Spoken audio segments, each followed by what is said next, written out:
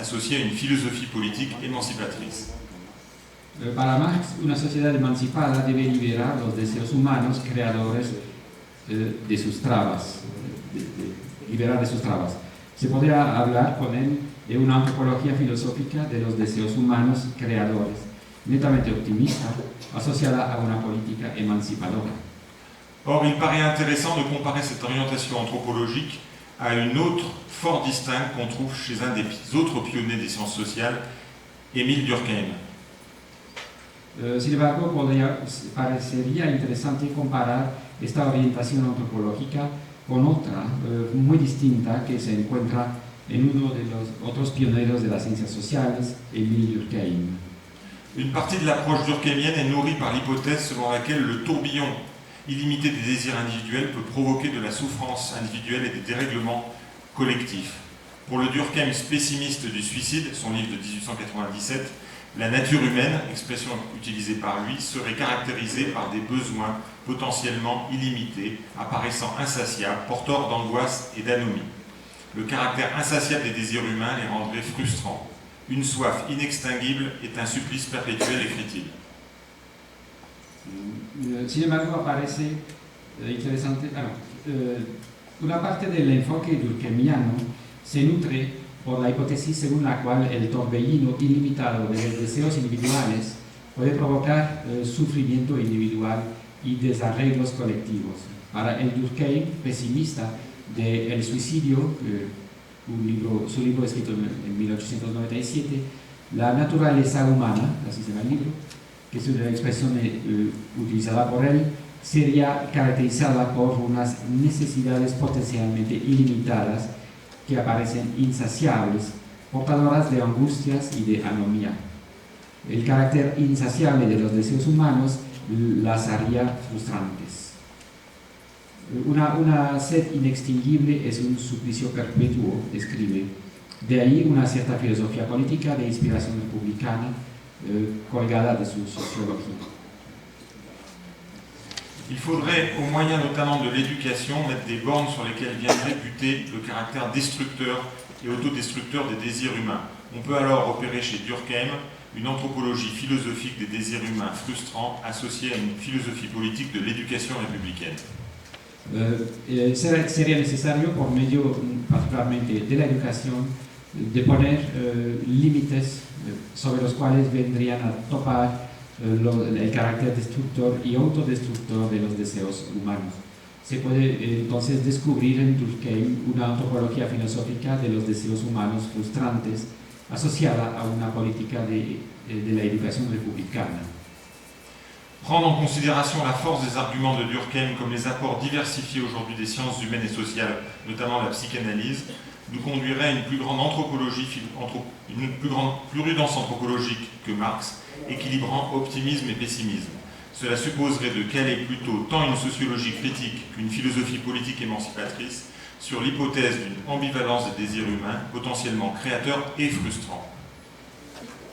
Tomar en consideración la fuerza de los argumentos de Durkheim como las aportaciones diversificadas hoy de las ciencias humanas y sociales, particularmente en psicoanálisis, nos conduciría a una más grande prudencia antropológica que Marx, equilibrando el optimismo y pesimismo. Esto supondría atorar más bien tanto una sociología crítica como una filosofía política emancipadora sobre la hipótesis de una ambivalencia de los deseos humanos, potencialmente creadores y frustrantes. Maintenant, je vais aborder la question du rapport de manière plus courte entre Bourdieu et la question de l'individualité. On sait d'abord que Bourdieu est porteur d'un renouvellement post-marxiste de la critique sociale, mais j'insisterai ici sur quelque chose qui est peu connu, son approche de la singularité individuelle. Ahora voy a abordar de manera más breve la cuestión de Bourdieu y la cuestión de la individualidad. Sabemos que Bourdieu es portador de una renovación post-marxista de la crítica social, pero insistiré aquí sobre algo poco conocido, su enfoque de la singularidad individual. Donc je vais voir en quoi il y a une pensée de la singularité individuelle chez Bourdieu. Anti-bourdieusisme comme bourdieusisme tendent à converger pour rendre invisible l'approche sociologique de l'individualité de Bourdieu qui permet d'affiner celle de Marx. Tant une grande partie des pour qu'une partie des contre font ainsi de la notion d'habitus le bulldozer du collectif contre l'individualité. Ainsi, si l'on repère bien chez Bourdieu des formulations affichant l'écrasement du singulier sous le commun, on trouve aussi chez lui une amorce stimulante de lecture sociologique de l'individualité. Ahora voy a abordar el pensamiento de Bourdieu sobre la singularidad individual. El anti-bourdieusismo, como el bourdieusismo, tienden a converger para volver invisible el enfoque sociológico de la individualidad de Bourdieu que permite afinar aquella de Marx. Tanto una gran parte de los a favor como una gran parte de los en contra hacen así de la noción de habitus la aplanadora del colectivo contra la individualidad. Así, si uno nota bien en Bourdieu unas formulaciones que muestran el aplastamiento del singular debajo de lo común, encontramos también en él un inicio estimulante de lectura sociológica de la individualidad. Tout d'abord, cette individualité est insérée dans des relations sociales chez Bourdieu, comme chez Marx. Ces relations sociales prennent toutefois sens dans le cadre d'une pluralité de modes de domination, inscrits dans différents champs autonomes, champs économiques, champs culturels, champs politiques, etc., ou dans des formes transversales aux différents champs, comme la domination masculine. Primero, esta individualidad está insertada en las relaciones sociales en Bourdieu como en Marx. Estas relaciones sociales toman, sin embargo, sentido en el marco de una pluralidad de modos de dominación inscritos en diferentes campos autónomos, como son el campo económico, el campo cultural, el campo político, etc., o en formas transversales a los diferentes campos, como la dominación masculina. Dans le sens pratique, son livre de 1980, on trouve une des élaborations les plus intéressantes de la sociologie de Bourdieu, tout particulièrement pour la notion d'habitus. Je rappelle que l'habitus y est défini à peu près comme le système de dispositions durables et transposables acquis par un individu au cours des différentes phases de sa socialisation, famille, école, travail, etc. El sentido práctico, que es un libro de Bourdieu de 1980, constituye una de las elaboraciones más interesantes de su sociología, particularmente con la noción de habitus. Recuerdo que el habitus se define allí más o menos como el sistema de disposiciones durables y transponibles adquirido por un individuo en el transcurso de las diferentes fases de su socialización, como la familia, la escuela, el trabajo, etc. Un fil apparaît alors porteur de renouvellement par rapport au débat récurrent opposant en sciences sociales les structures collectives à la singularité individuelle. Il s'agit des différences introduites entre les habitus de classe et les habitus individuels.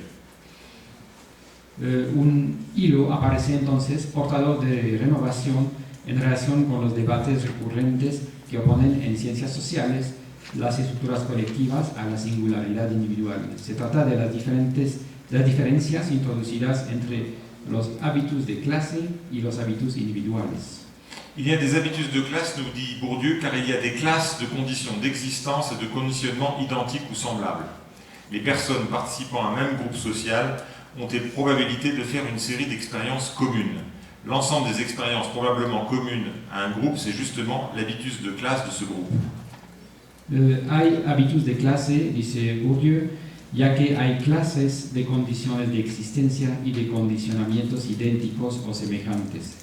Las personas que participan a un mismo grupo social tienen probabilidades de vivir una serie de experiencias comunes. El conjunto de las experiencias probablemente comunes a un grupo, eso es justamente el habitus de clase de este grupo. Mais cet habitus de classe constitue un découpage collectif, les expériences probablement communes à une classe d'individus, et non pas ce que l'on trouve dans chaque unité individuelle. D'où la différence essentielle entre habitus de classe et habitus individuel, car, précise Bourdieu, il est exclu que tous les membres de la même classe, ou même deux d'entre eux, aient fait les mêmes expériences et dans le même ordre. Pero este habitus de clase constituye un recorte colectivo, las experiencias probablemente comunes a una clase de individuos, y no lo que uno encuentra en cada unidad individual. De ahí la diferencia esencial entre habitus de clase y habitus individual, ya que, precisa Bourdieu, está excluido que todos los miembros de la misma clase o o inclusive dos de entre ellos hayan hecho las mismas experiencias y en el mismo orden.